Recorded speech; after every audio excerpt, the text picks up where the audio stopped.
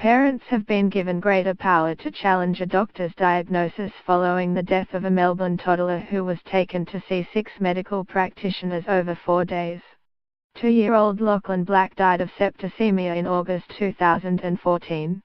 Doctors at the emergency department of Monash Medical Centre had wrongly believed he was suffering from a likely viral infection. After numerous doctor visits, his parents said they started to doubt their own judgment, while Lachlan's rash and other symptoms grew progressively worse and the boy more miserable.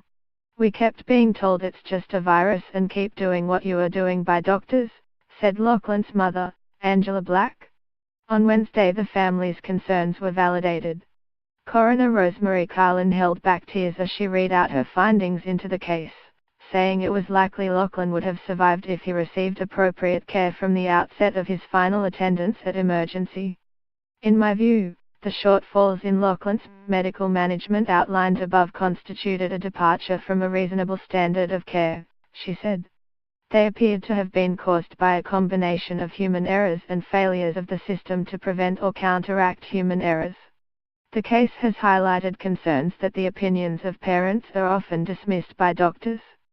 Since Lachlan's death, Monash Health has introduced a new program in the emergency department to allow a patient's care to be escalated by worried family members, if the person becomes more unwell and family believes they are not receiving necessary medical attention. Posters have been placed in the waiting room. The coroner also noted similar initiatives have been introduced in other Victorian hospitals, such as the Northern Hospital, which allows family members to dial a number to trigger an emergency response. Mrs. Black said all too often, parents were treated like they did not know anything.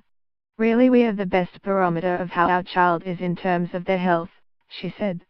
Lachlan was taken to the emergency department of Monash Medical Centre at about midday on August the 17th in 2014, after twice asking "is it cold" and refusing to walk.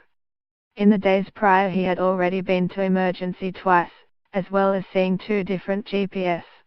However, during the final emergency visit, it took doctors more than 10 hours to administer antibiotics to treat his septicemia, a serious blood infection caused by bacteria. Lachlan died in the early hours of August the 18th, after 30 minutes of CPR.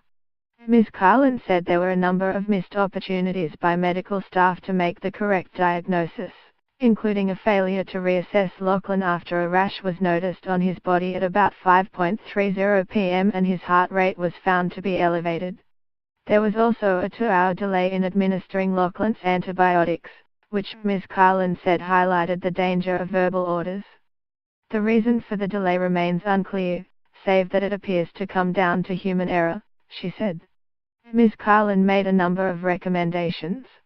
She asked Monash Health develop a formal policy requiring patients who present twice within 72 hours to have their diagnosis re-evaluated by an emergency department consultant as soon as possible. Ms. Carlin also called for a new policy governing when it was acceptable for clinicians to make verbal orders for antibiotics.